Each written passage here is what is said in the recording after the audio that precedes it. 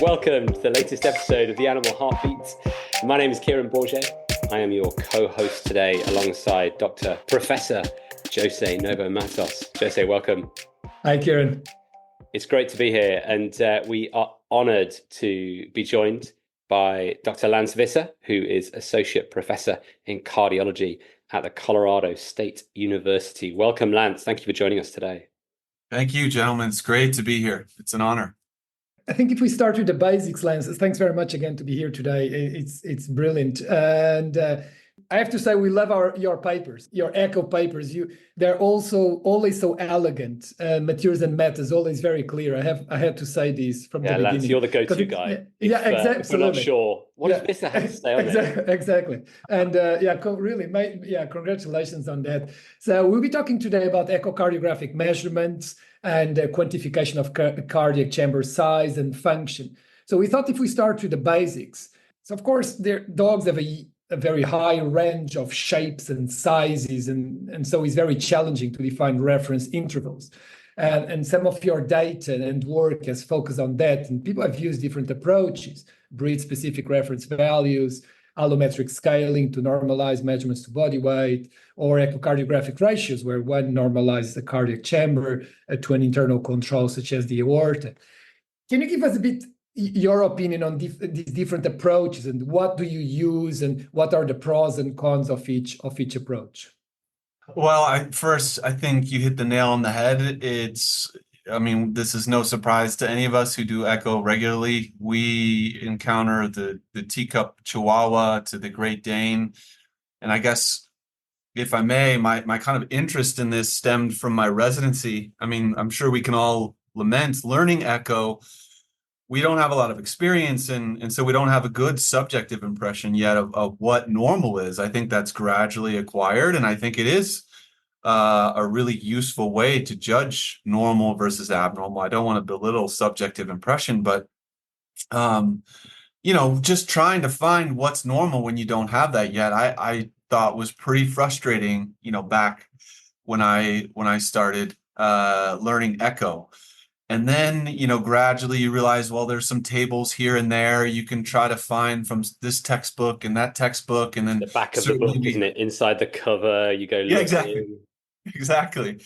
And then, we probably got Doberman's pretty well figured out. There's a growing body of literature there, etc. But you quickly realize it becomes really challenging finding normal for this mixed breed dog. And then don't get me started on puppies. That's a whole nother black box, puppies or kittens. But, the various approaches that we have in veterinary medicine, or maybe just be honest, in canines, we're still learning in felines. I mean, to some degree, there's great work done in cats in the variety of cat sizes that we see. But I mean, in other species, it's certainly challenging. We have allometric scaling, which, I think can be really intimidating interpreting the papers and the data that's out there on these nonlinear regression and these scaling exponents and these power equations. I know that's when I was learning, it's kind of like, what the heck does this all mean? I'm just going to find the body weight chart and try to make it work. Right. Yeah, exactly. So I think that's a useful approach for mixed breed dogs and, for breeds where we don't have reference intervals on. That said, I'm a fan of the aortic ratios. I think if you were to nail me down and try to, at least for linear measurements, thinking it through what's the best way to index a linear measurements, I probably would say an aortic ratio, just because that's that dog's specific internal control. And I think we do have some evidence to say that a basset hound that's 30 kilos is going to be different from, I don't know, an Australian shepherd that's 30 kilos. They're the same body weight, but they have obviously different somatotypes. I mean, the sight hounds would be another obvious example. So body weight isn't always the bull terriers. Exactly. They're very different breeds, aren't they? How do you deal with that? Yeah, so to the boxer and bull terrier, that's a great point. I think you have to be careful with them because of their aortas, right? Their aortas are going to be, I think their data says they trend smaller. So I don't think aortic ratios are going to be, at least the broadly applicable aortic ratios that are out there, apply to them. So that's where I will use body weight more often. Or again, this might be a common theme in our discussion, at least on this part. We need even breed specific body weight index reference intervals. And then it's just like that just puts the work in front of all of us greater and greater. And I don't think we're ever going to have an exhaustive list of breed specific reference values, but I think to some extent that's what's needed. And there's a growing body of work that supplies that. So just real quick, I mean, I think aortic ratios and body weight indexed or normalizing using these allometric formulas both have value. The aortic ratios, we just talked about how they may be flawed in some breeds like boxers and bull terriers, but that said, the body weight, you know, when you have very skinny or unconditioned animals or the very obese dog, Sure. those aren't going to apply there as well. So the big caveat to the aortic ratios is if you can measure it correctly, I think that's the best way to index a linear measurement in my mind, or at least in my opinion. But as you all know, that's a big if, right? It's interesting what you were saying about a learning curve with normal. Yeah. I'm still on there. Yeah, I'm me further too. ahead than I was, for sure. I think when I was like a new graduate specialist, 2014, 2015, I saw cases where Yeah. said, you know what, I should know this because I'm a diplomat. And I think now I would have more confidence, or at Yeah. least I'd be more relaxed about not knowing. Yep. And I'm sure that a lot of our listeners will identify with that situation where they go, oh, I feel I should know what normal is, but I'm having a hard time.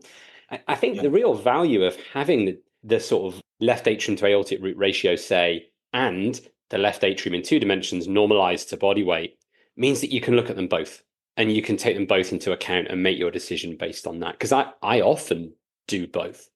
Yeah, and I would even add in the third factor to that. And I understand the people that get overwhelmed, or you have this index and this way, which one's correct? Well, Right. I think if you have many, it just shows none are necessarily always correct. But I would just add in the subjective impression. Don't belittle that, especially if you have experience. Sometimes your gut is right. I'm used to saying, we rely too much on our subjective impression. And I think it's undeniable, at least for me, I'll throw myself under the bus. My subjective impression influences my linear measurement. And just to maybe poke the bear, insert some controversy, I think that's why LA to AO and short axis is a good measurement in some ways, because there is some wiggle factor there with measuring the left atrium and short axis. You get some that pulmonary vein, or where is that border? Well, I think our subjective impression might guide that. And maybe that's not necessarily a bad thing to some extent.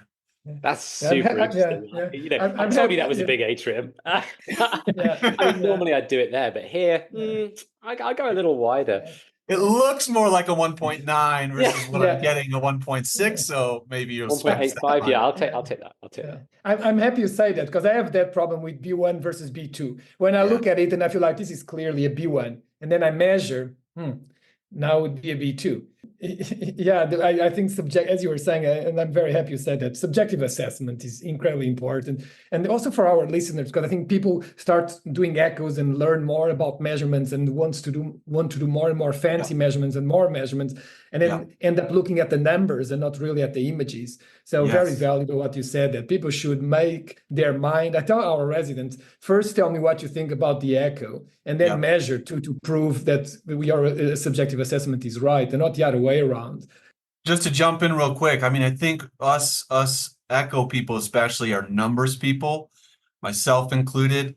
We can very fixated on the numbers and on the technique and the measurement, but even more, like, we just have to keep in mind the clinical context. The clinical context is so important for echo. Like, did this dog just get a dose of Lasix? Did this dog just get some fluids, or is it anemic? Right? We have to have our clinical context influence our echo interpretation, including our measurements. Yeah, and have they just come out of VT?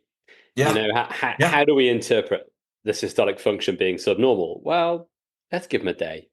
Absolutely.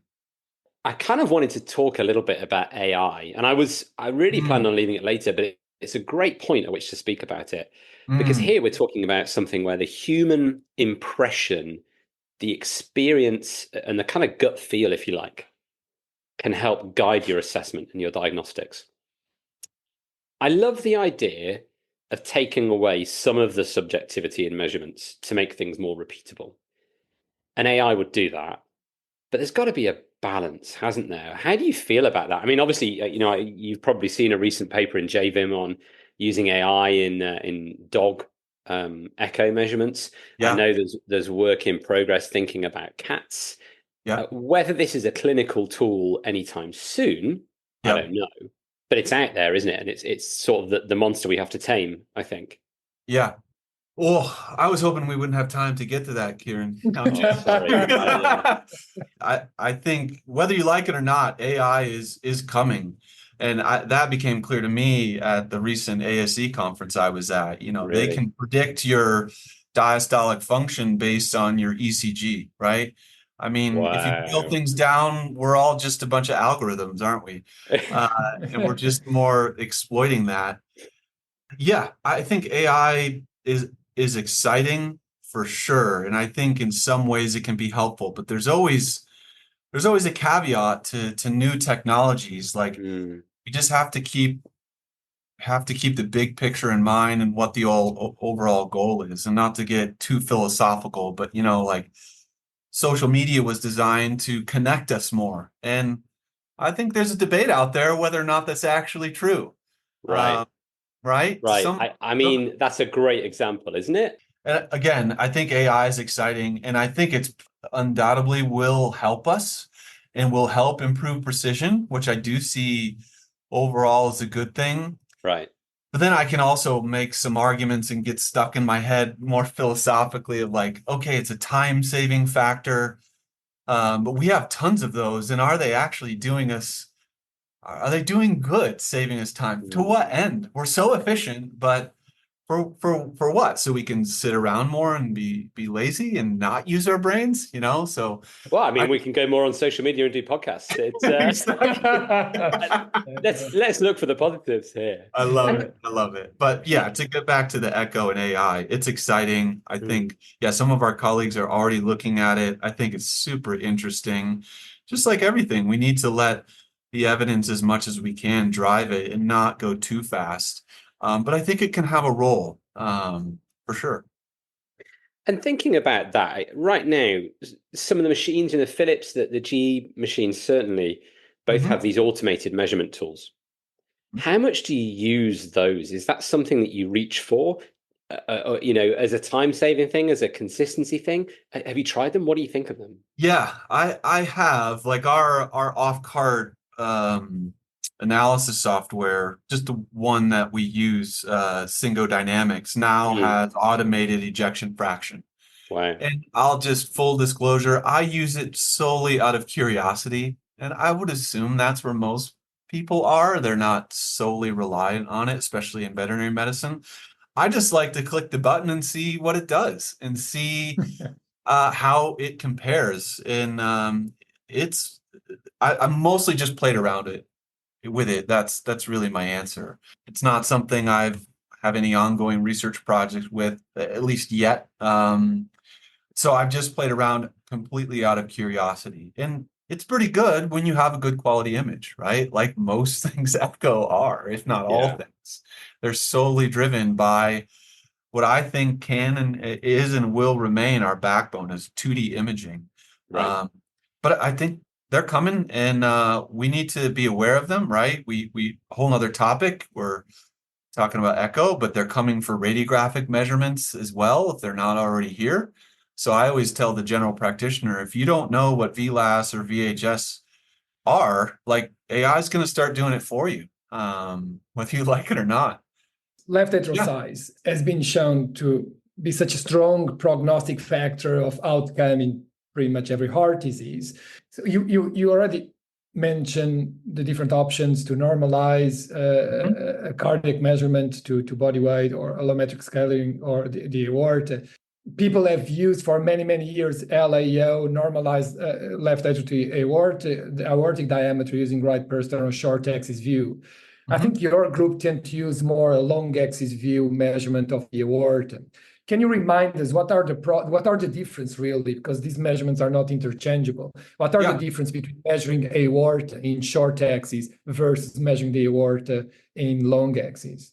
Yeah, LA is the sine qua non, right, of all prognostic indicators, particularly with quote unquote left heart diseases. So, and that shouldn't surprise us. I mean, just based on the pathophysiology of disease, it's certainly robust, and time again, several of these large prospective studies really identify it. Yeah, traditionally that's been the short axis, the traditional LA to AO ratio from a right parasternal short axis basilar view. Yeah, just I think it's helpful maybe to get some context of how I train. So unveiling my biases during my residency, I was aware of that measurement, but we didn't do it because my mentors valued the right parasternal long axis four chamber, linear maximum left atrial dimension, kind of in that transverse plane there, kind of from the fossa ovalis, parallel to the mitral annulus to down to the free wall, the bright echoes in the far field. And so that's just what I grew up with, so to speak, to begin with. And it wasn't, I mean, Epic, I'm dating myself now, but that's all right. It is what it is. Epic was starting to come on the scene, towards the middle or end of my residency. And then it kind of forced me to do the short axis measurement, so to speak, to stage or decide whether pimobendan is warranted. So yeah, there's another way to measure LAAO, so to speak.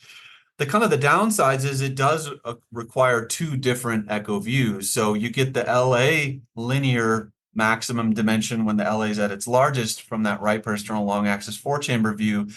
Then you've got to get a left ventricular outflow tract view. Some people call it the five chamber view, and then see the aortic valve opened. Its leaflets maximally opened. It's usually early systole, and get the hinge points. So I do measure at the hinge points, not necessarily between the opened leaflets. I measure at the hinge points of the maximally opened aortic valve.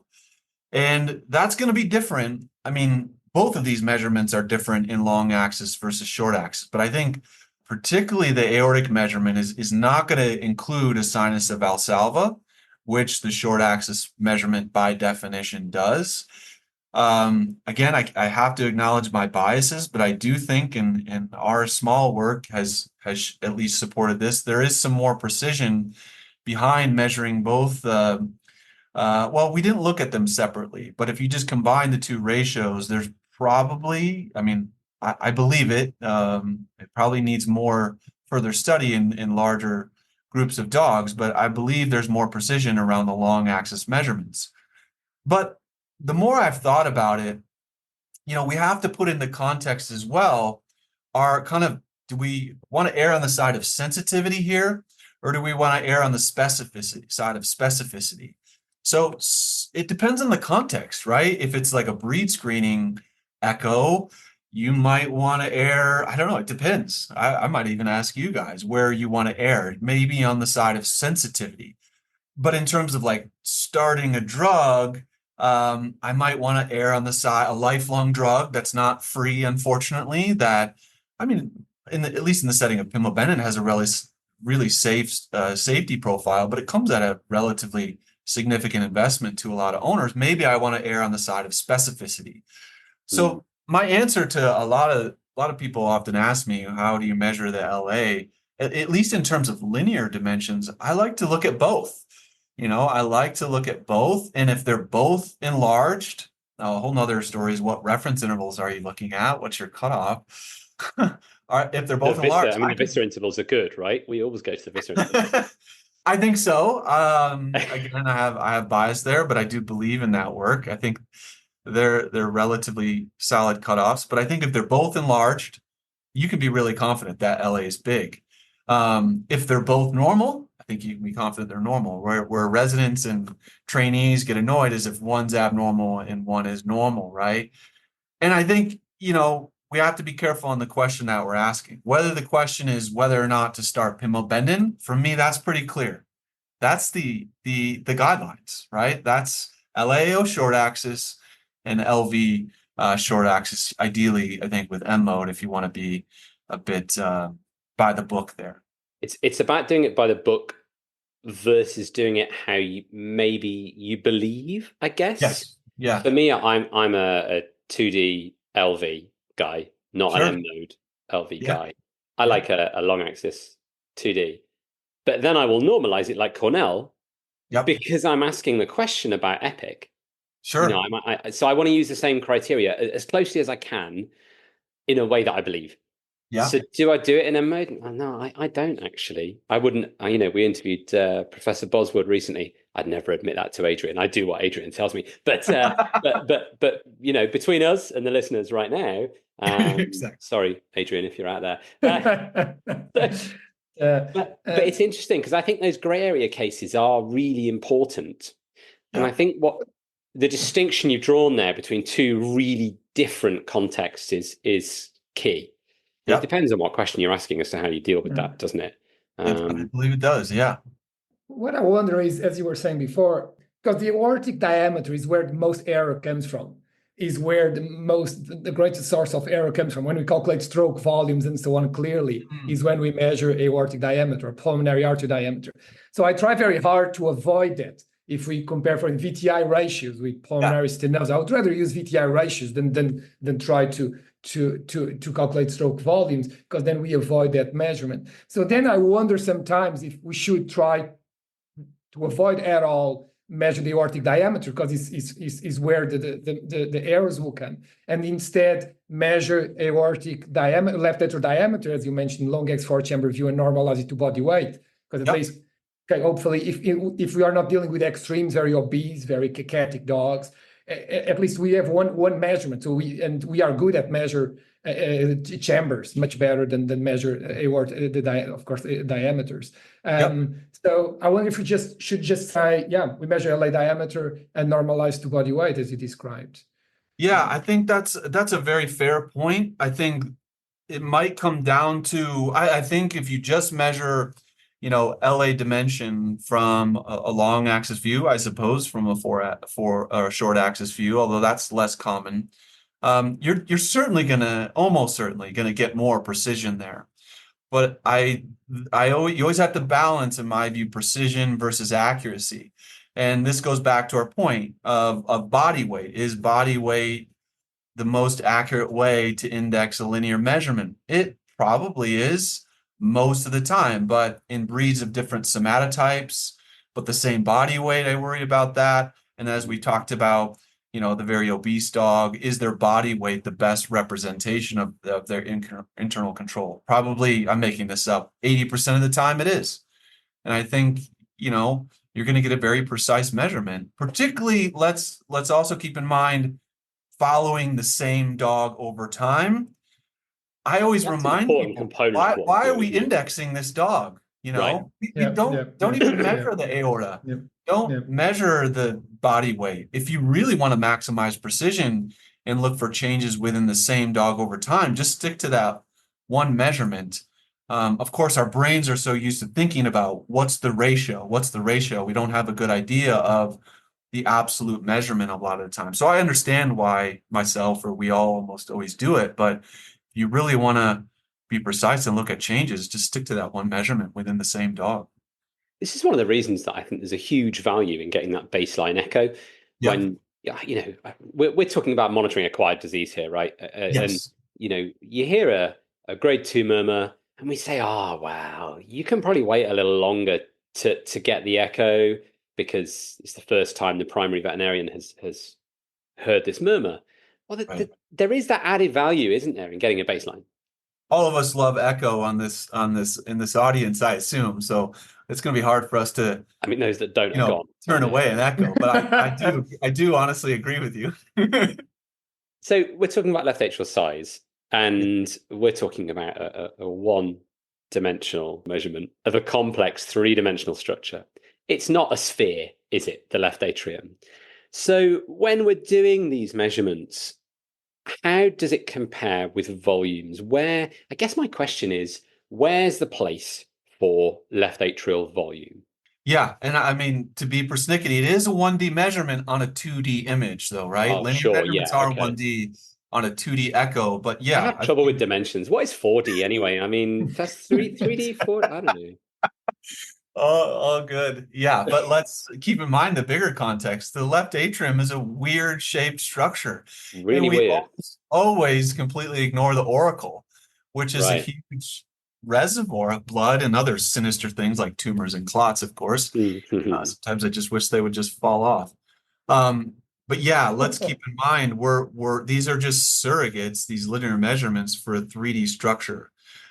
My somewhat glass half full, I tend to be an optimist, maybe too optimistic sometimes.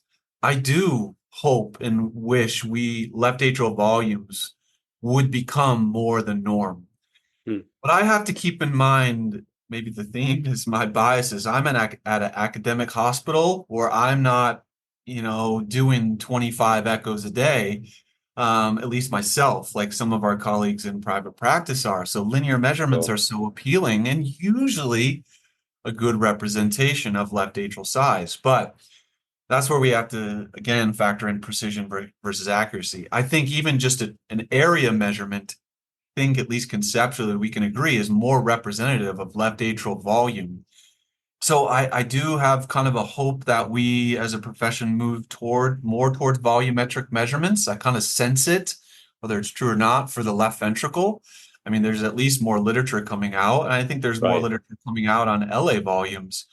But it just takes more time. It introduces more opportunity for error. But I think, if we are following the trends in human cardiology, that's their routine. And I hope it becomes ours. And the only way we're going to get better at it is if we do it, right? People often say, well, I don't know, I don't have a good concept of what normal left atrial volume is. And we have to also keep in mind that it's on a whole different exponential scale of what's this increase to this increase in terms of like mils per kg or mils per meter squared. But I would just quick plug, there's a lot of good work, large studies coming out of Europe with great reference values for left atrial volume. So I think they're coming. We just need to try to get the word out and embrace them. Regarding the volume, as you were saying, the left atrium is such a special structure and can dilate in so odd ways and so on. And especially in cats, so many times the body of the left atrium seems to be Always with the normally cats. increasing. I was expecting to bring it later on. I thought, just increase the interest on this episode. And but sometimes the left auricle is disproportionately bigger than the body of the left atrium. So what I'm trying to, and we don't have good ways to measure left auricle. We thought a lot about that. How can we maybe this is the start of a collaboration study, Lance. We need to find a way, if you are not doing that already, to quantify the LA's left auricle size. What I'm trying to ask you is, when we look at the LA volume papers, the studies have used long axis four-chamber view or apical views, where we ignore the left auricle. Why have we not used, or why have the authors and your team not used a right persternal short axis view to calculate the volume? So then you would have the auricle. I think that's a really good question. I think the reason why I at least don't use like planimetry of the LA in short axis to estimate a volume is because, right, if we just use Simpson's method of disc there, that's going to presume the whole 3D shape is what it is. I just think I think what we're both thinking of, why don't we just trace the area?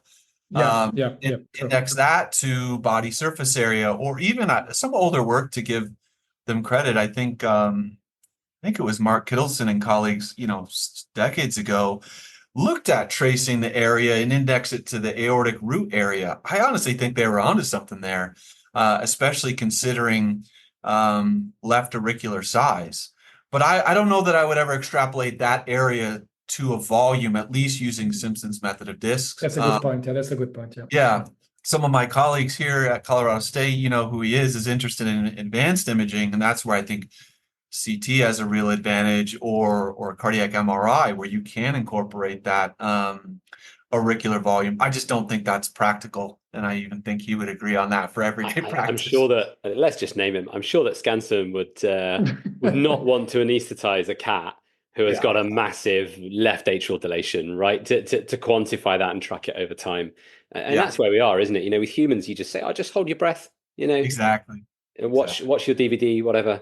It's probably not DVDs anymore. It's probably streaming. Watch Netflix or whatever, and we'll take our images. But it's very difficult to entertain a cat with Netflix for that long.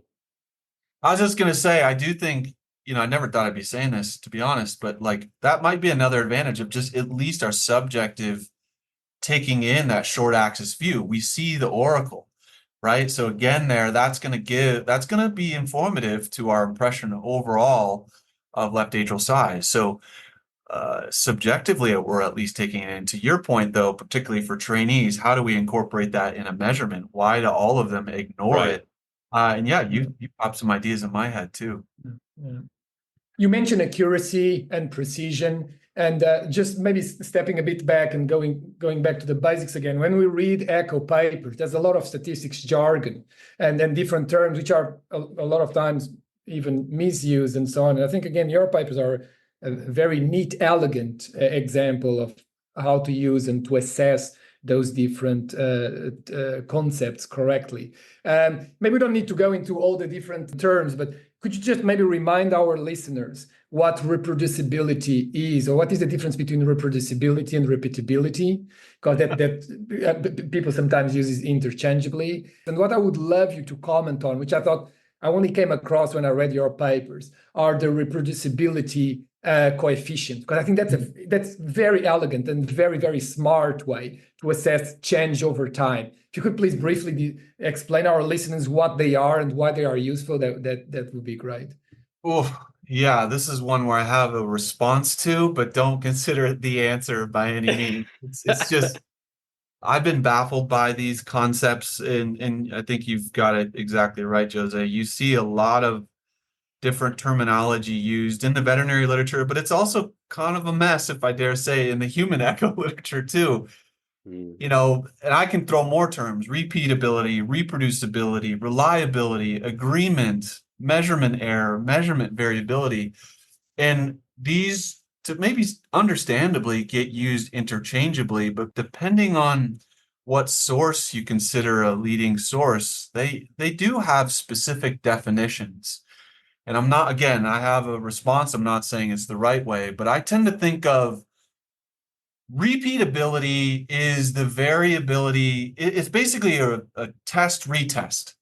Repeatability is just simply repeating something without changing any conditions, without using a different sonographer, without using a different echo system, without different day. So you just do an echo and do another echo right there. And maybe it will pain us to admit, but for those of us that have been echoing long enough and pay attention, there's quite a bit of variability within that in and of itself. Whereas I view reproducibility, based on the literature I've read, that's the variability under changing conditions, where it's a different day, or I guess you could even say different time of day, like a substantial period of time has gone by. You'd echoed the cat in the morning and then did it later in the afternoon or in the evening, or you've swapped sonographers, or you're using a different echo machine of a different brand, etc. So whether it's right or wrong, that's how I tend to use those terms. I think what most of us are assessing is reproducibility. And then if I'll just throw another layer of complexity in there, if I may, it's like, you have to be careful when you're reading the veterinary literature. Did they repeat the echo and remeasure it? Or did they just remeasure the same echo? That's a big difference, right? Because we're adding a whole nother layer of variability if even I have repeated the echo versus remeasuring. And there's value to all of these things. So I don't want to belittle it or make it sound like ones, but we have to just interpret those that terminology and those statistics within that context. So So the reproducibility coefficient, which annoyingly is sometimes also called repeatability coefficient, or minimal detectable difference, or even some British Standard Institute metric. There's so many annoying terms for this. I first came about that from, I'll give Jonathan Abbott credit. I first learned of it from some of his papers, and also Karsten Schober and Colin Schwartzwald looked at it in horses. And I just thought, this is a really valuable tool. I won't tell you how long it took me to figure out how to understand it and how to interpret it, but once I feel like I had a grasp of that, I found it to be potentially really useful, at least to guide us in, okay, if you want a pretty high bar, 95% confidence that a true change has occurred, when we see a lot of pulmonic stenosis here at Colorado State, nobody's probably going to be surprised by that. Did that pressure gradient truly change based on some relatively small studies, some ongoing work we have here? Or is it within the possibility of just day-to-day or intrasonographer variability? And I'm not saying that's the end-all be-all, but at least it gives me some guidance. Or we'll just say, we've done something with the balloon if we dropped it by 50%. I don't know, maybe I'm going to throw my neck out here and somebody probably, I think, just made that up. That It's 50%. absolutely just an arbitrary bar, isn't it, that someone set? And then if you dig back to these arbitrary recommendations, they're usually done by really, really smart people with a lot of experience. So I don't want to belittle those, but I kind of wanted, okay, can we come up with is there a statistic out there that can at least give us confidence that this is beyond what the reproducibility is in studies that have looked at that re-echoing dogs? So yeah, I think that metric has broad applicability, to your point, Jose. That's where I see value in it, where I think, not to rant too much, but the other statistics out there, like coefficient of variation or intra-class correlation coefficients, I think those get a little bit too over-interpreted. Technically, those are very sensitive to the data they were acquired from. Yeah, exactly. So I think they're useful to compare different indices within a study, but they have limited value outside of those studies. Whereas the reproducibility coefficient has more broad applicability, at least the way I.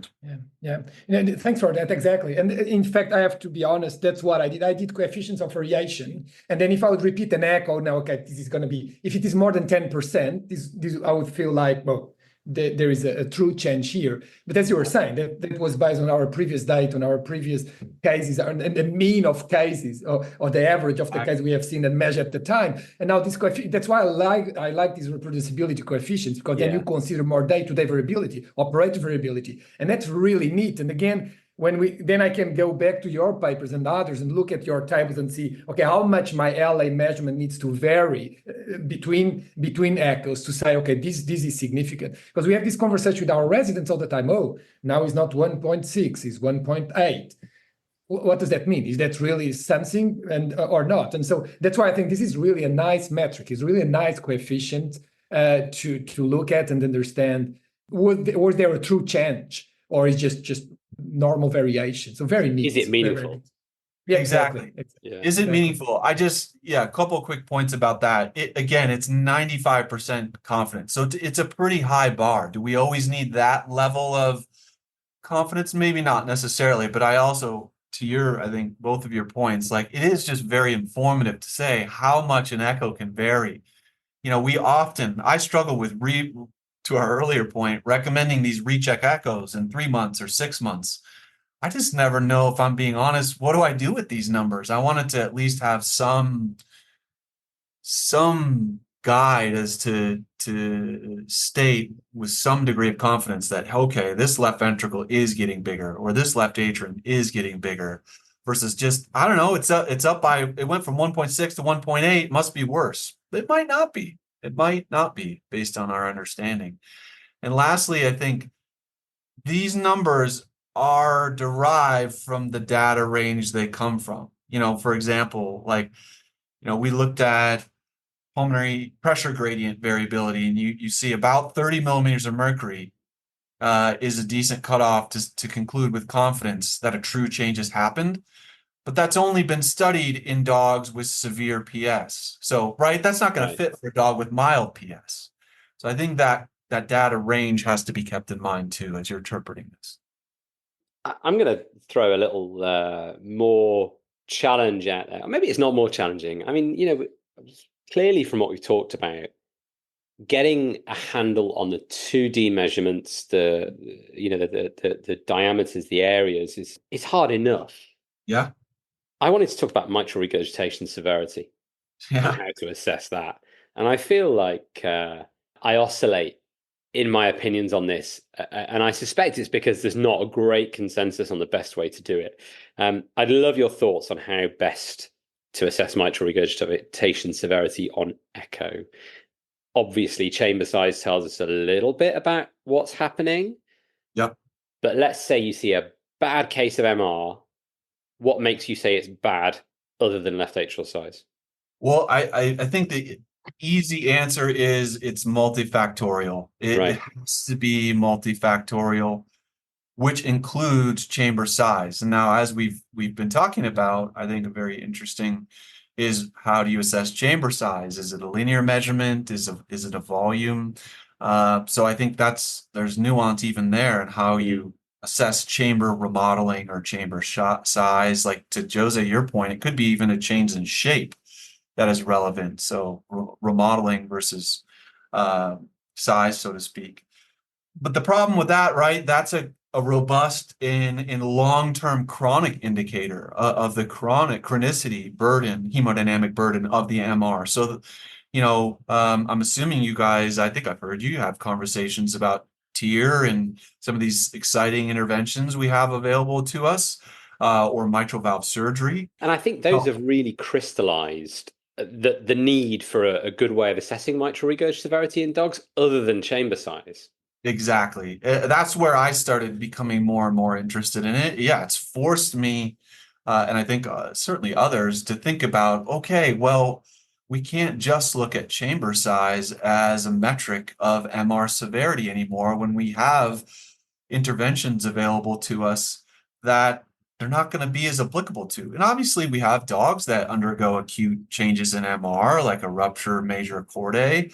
I don't think that's all that common, but we certainly know we see it. So we need ways to more directly assess mitral regurgitation severity, right? Like kind of the weird analogy I give is going back to pulmonary stenosis. Like you wouldn't just assess severity of pulmonary valve stenosis based on RA size or RV wall thickness. I'm ironically trying to get more people to do that. But right, we're looking at the pressure gradient. That's the more acute hemodynamic variable, or my hope is imperfect, isn't it? Yeah, my hope is that, as Jose mentioned, the VTI ratio could be a multifactorial index put in there as well.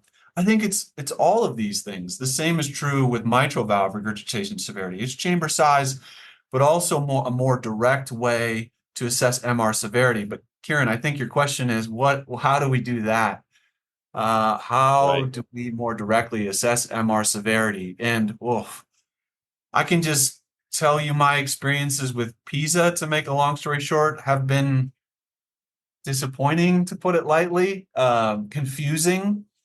When you just look at the flaws behind that method, it's a really long list, especially in our canine patients with myxomatous disease. It is different to people, isn't it? Where they'll use it more readily. Dogs are different. The disease they get is different. What I've learned in the human side, what little interaction I've had, but I've had some intentional interactions with people, like when I go to human echo meetings, is that there are definitely people that are against PISA in the human echo side, but there are definitely people that are for it.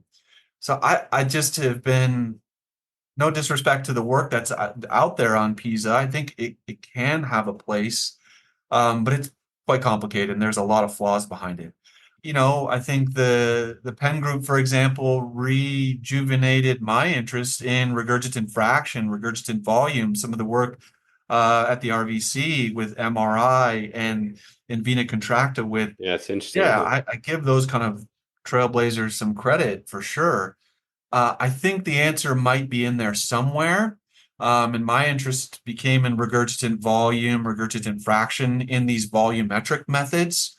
And then, hey, it's not that difficult to do these calculations. It's a long axis aortic valve measurement, as you mentioned, Jose, to get an estimated cross-sectional area. It's a VTI of the aortic flow. And then it's just a SMOD of the LV, basically. Which are measurements that we are already doing anyway, isn't it? Because PISA is something that you would really need to specifically acquire those images and play with your color Doppler flow and to maximize the sphere. And it always felt like, wow, I can make this sphere looking pretty or more ugly. And with your volumetric measurements or the pen suggestion of using the cube formula from linear dimension, is stuff we are measuring internal diameters, we are measuring the volumes, isn't it? So that's why it's just there to for us to calculate. So I think, yeah, very neat.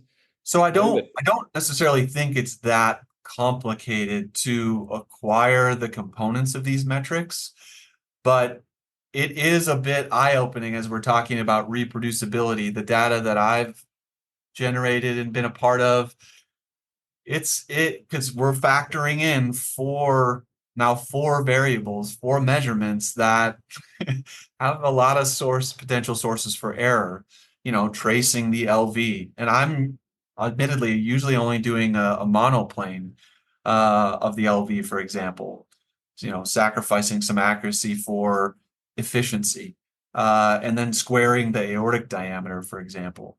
And the reproducibility of these measurements are a little bit, how should I say, frightening.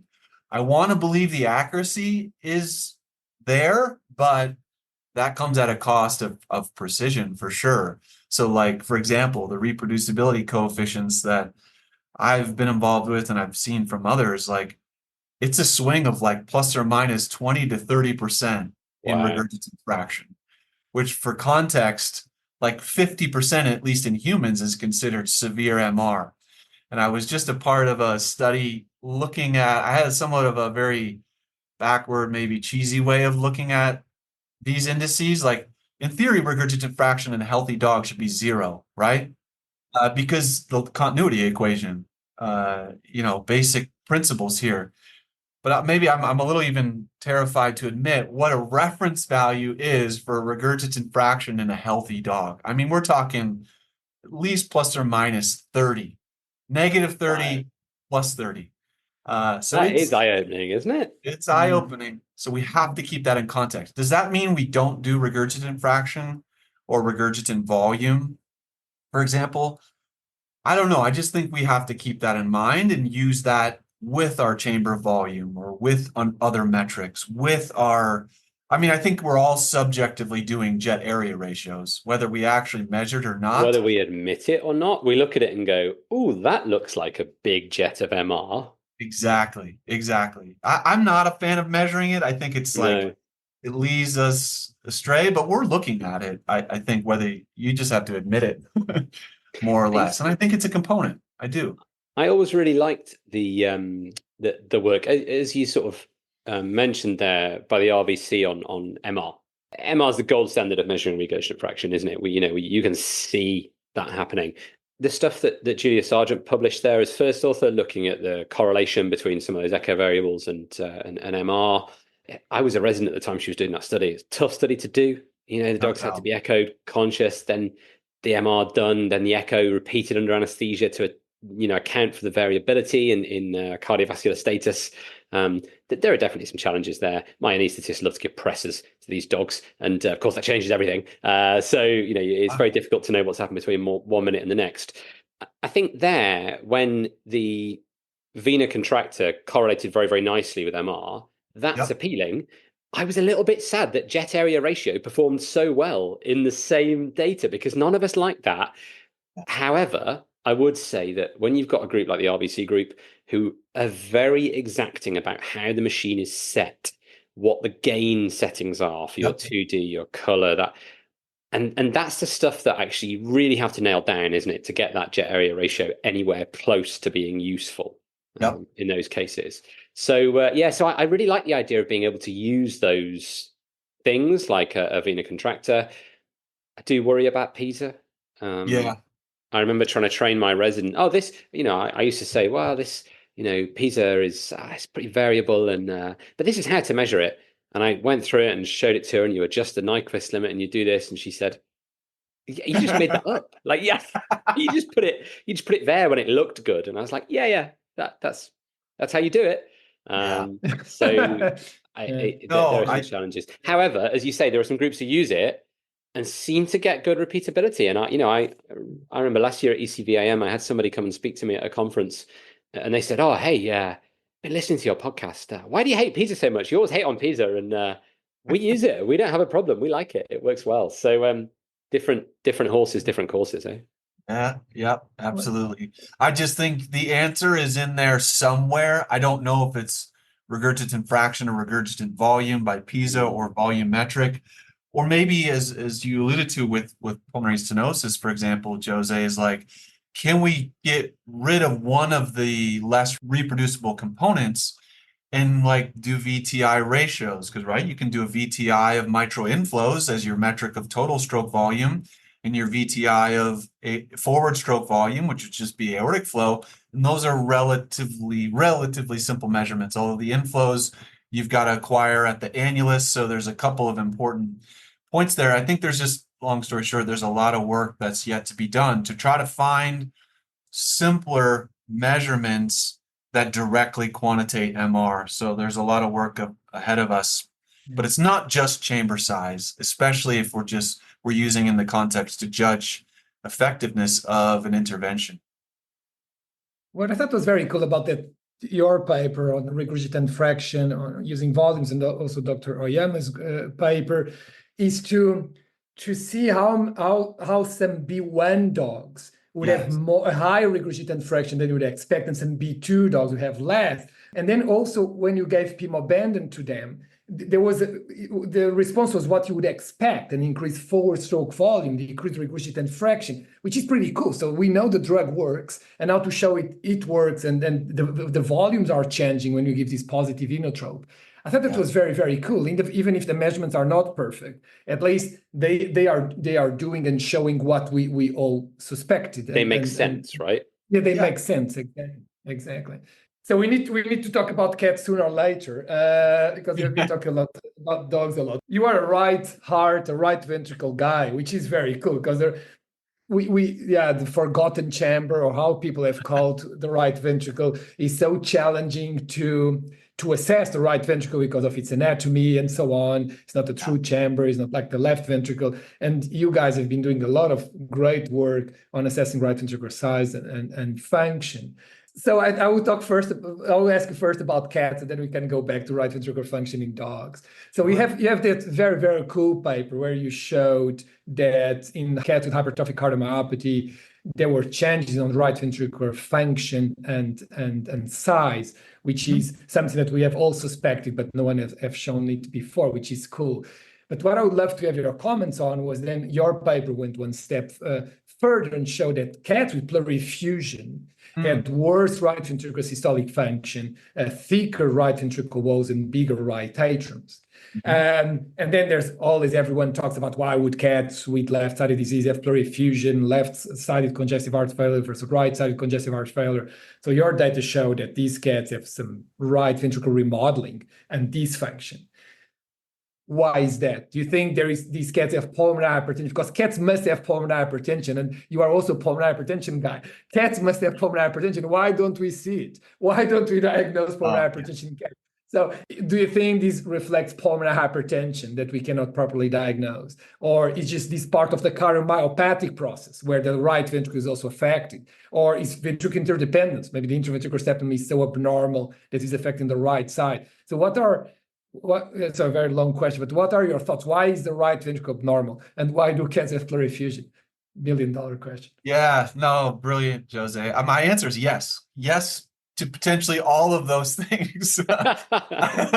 So maybe I could just be a little bit facetious and just say yes. I think, well, first and foremost, I get the label of the right heart guy. I'm for all the heart. I just want the right ventricles being forward. I want to bring forth, it's important because it is important. And if we follow the literature, at least in humans, that it would argue similarly. And I mean, these aren't novel ideas.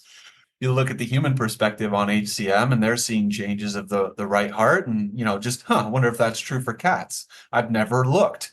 And my assumption was most people haven't either. Somewhat ironically, my mentor, former mentor at Ohio State, Karsten Schober, we kind of published similar work at the same time. I was admittedly terrified at first when I saw the paper, but then we had relatively similar results, which is probably reassuring. Well, that should be reassuring. There's not enough repeating of clinical research, right, in the veterinary world. It's been published before. I won't bother with that. Amen. Yeah, that's just amazing. I could that not you've got agree. Something in parallel there.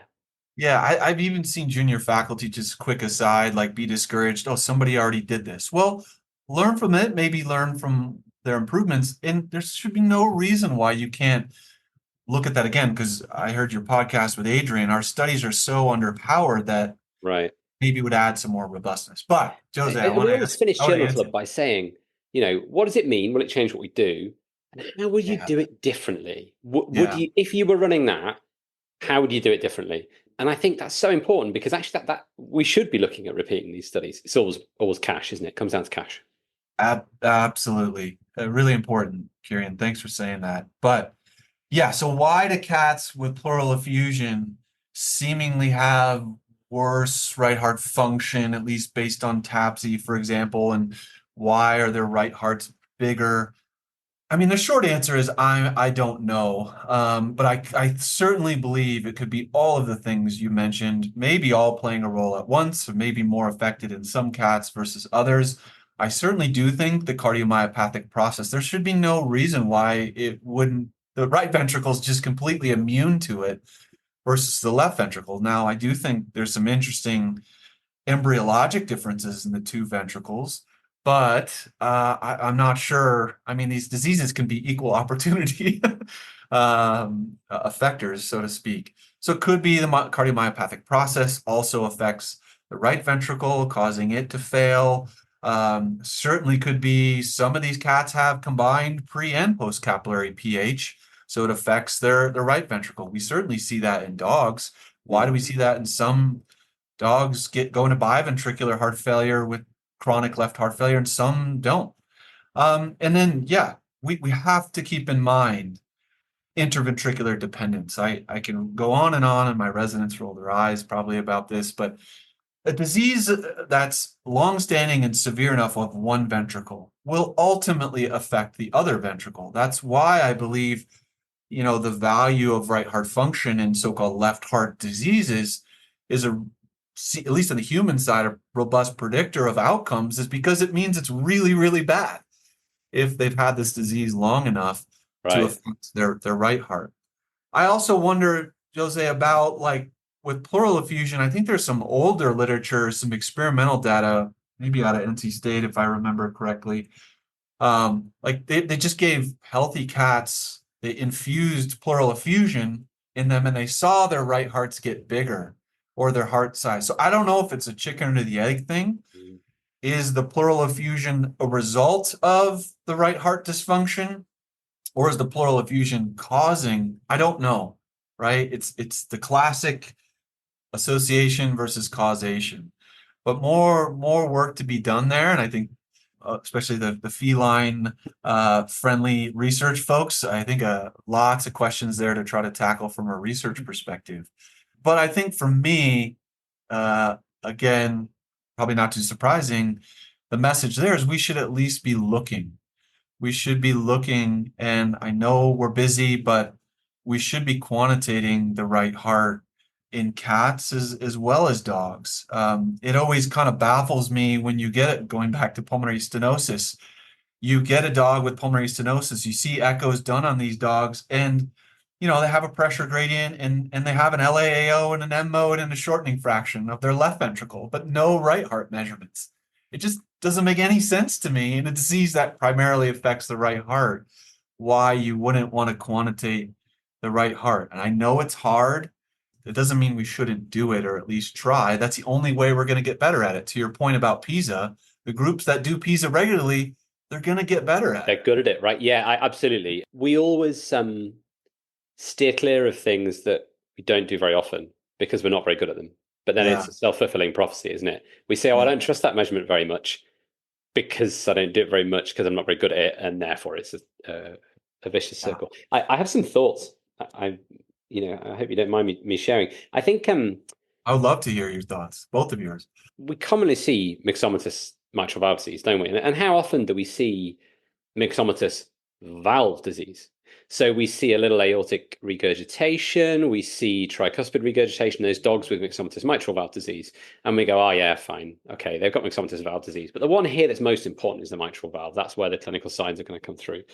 If that dog has a slightly weak mitral valve and their precapillary pulmonary, arterial pressures will elevate a little bit, we'll see that because we'll see that increased afterload on the RV much more readily than we will in a cat who's got myocardial disease, not valve disease. So that they're not as prone to developing TR under conditions of high right heart loading conditions as a dog, I would say. Yep. So I think there are big disease differences too, as well as the species differences. Yeah. So I think that's maybe why we don't feel as confident in our diagnosis of pulmonary hypertension in cats with bad left heart disease. If we're saying the right heart is big, then we've got to ask why. And if the afterload is high and they don't have pleural fluid, say, well, it's got to be pulmonary hypertension. There's nothing else that's going to be causing it, is it? Right. Whether we get a Doppler diagnosis of that or not, I don't know. Yeah. The most beautiful thing to me, the thing that my favorite topic is ventricular interdependence. I think Kieran likes pressure volume loops. And I like when I realized when I read the first time, it's such a beautiful concept because we just ignore that the interventricular septum works for both sides and that the right ventricle is pushing against that wall. That's so neat. It's so neat. And to me, I rather thought that I totally agree. I think these cats must have pulmonary hypertension. I think what you said, Kieran, makes a lot of sense. They don't have TR and so on. What I always thought, and when I read Visser's paper, was could it be that the guys that have a thicker septum are the ones that are more affected because that right ventricular free wall is contracting against that stiff septum? And so I couldn't find so in fact, I have a request. Lance, if you could go back to your data and just see if there was a correlation between interventricular septal thickness and right ventricular free wall thickness. Because I was wondering if those cats might have had thicker IVS and if that right ventricular free wall was a Bernheim effect. If that right ventricle was pushing against a diseased septum, and that's why it became thicker, and then will fail. Certainly, it's a combination. As you were saying, this must be a cardiomyopathic process. They must have post-capillary pulmonary hypertension. But I was wondering if some of those cats with thicker RV free walls and dilated right ventricles have had a thicker interventricular septum, and that was working, and again, an increased afterload to the right ventricle. And increased afterload to the right ventricle. Brilliant. I really like both of these theories. I'm hook, line, and sinker. I think they each make a lot of sense. Oh man, that data is kind of old and maybe locked up at my time at Davis. But if I can resurrect it, you piqued my interest, sir. Yeah. We've talked a lot about the left heart in dogs. Let's just think about the right heart in dogs really, really briefly.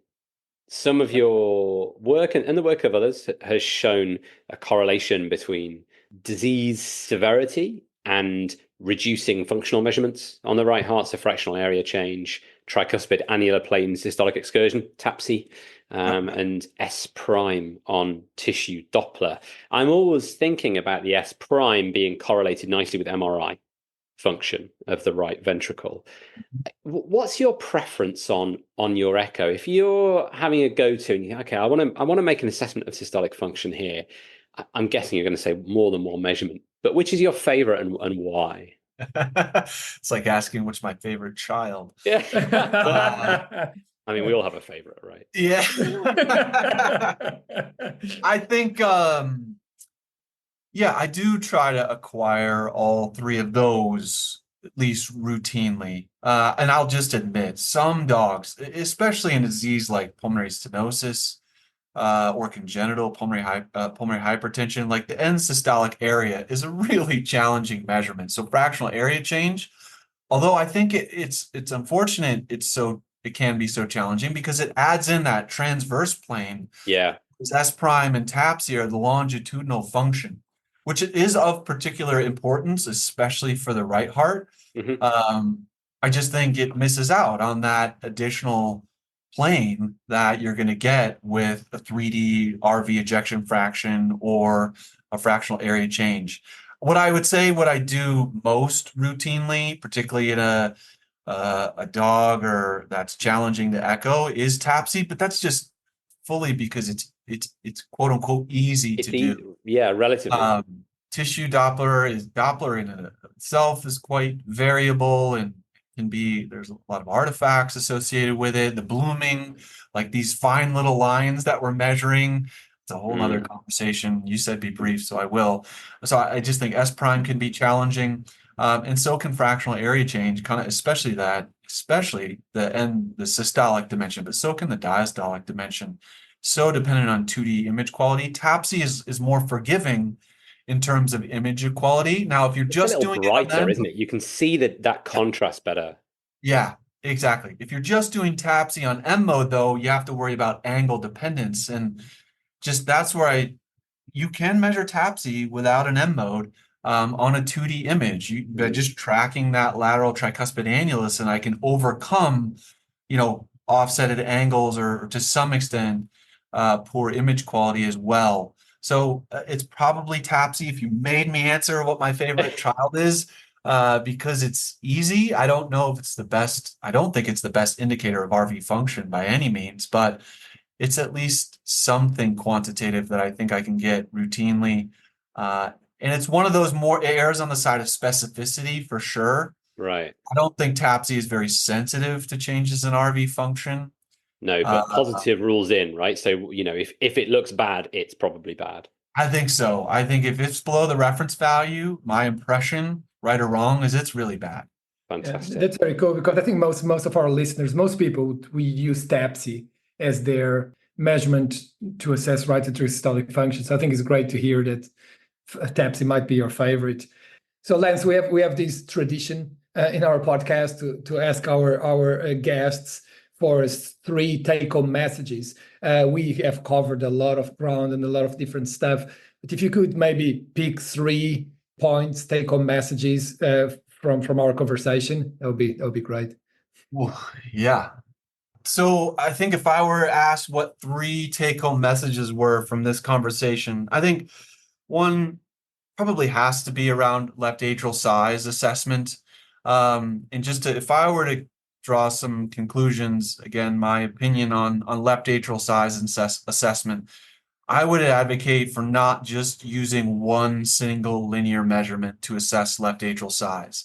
Now, when staging mitral valve disease or deciding Pimel-Bendon, that is the way to go. But I think we can all agree that's not all what we do is see dogs with mitral valve disease. So factor in an additional measurement of your short axis LAAO with a left atrial volume, for example. Or if you're not a fan of volumes, I get it. They add another layer of complication or challenges or imprecision. Try a long axis left atrial measurement, indexing it to body weight or indexing it to the long axis aorta. I think incorporating a different plane is going to be quite valuable in a chamber size assessment, as important as the left atrium. Maybe another one is measurement variability statistics in the literature are very confusing. If nothing else, realize that and try to read carefully and not draw too broad or firm conclusions based on the statistics utilized, and just pay attention. Are they just repeating the measurements from the same echo study, which has value, but it's probably more value in evaluating the measurer than it is the actual measurement of itself. Whereas if you repeat the echo and have the sonographer repeat the measurement of each echo, that probably has a little bit more value or more clinical relevance or broad applicability, particularly when using this reproducibility coefficient. Now, that's not the end-all be-all. It just serves as a guide to help interpret on serial echoes what a relevant or a significant change is. And lastly, I got to put a plug in for the right heart.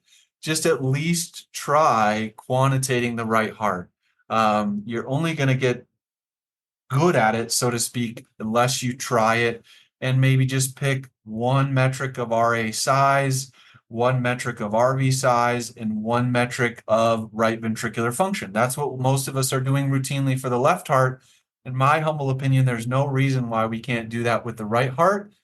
And maybe as a selfless plug, we have some ongoing work to try to get more easily accessible, easily interpret reference values for right heart size, like just to let the cat out of the bag, some right heart ratios where we can index the right heart linear dimension to the aortic.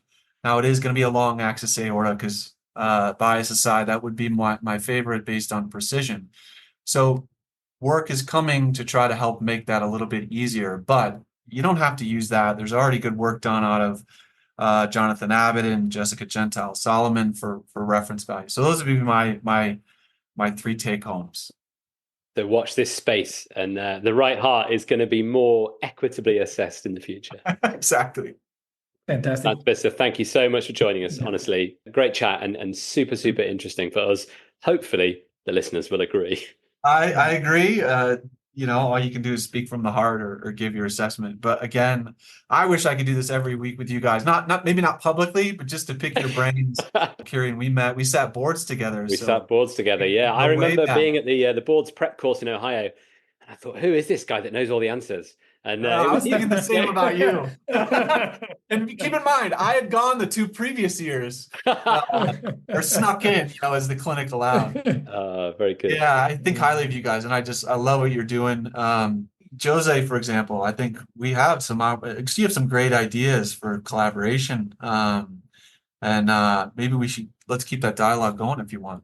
No, absolutely, Lance, and likewise, we really admire your work, and keep publishing those papers. They are great. Let's meet once per month and brainstorm, and we just discuss random stuff about cats and echo. And I'll take the minutes. Thanks so much for joining us, Lance. It's been an honor. Yes, Take care. off the student rounds. Cheers. Thank you both. I really hope you've enjoyed it. We've had a great time. Please tune in for our remaining episodes in the season. And remember to follow us on social media at heartbeat_pod. Thanks very much.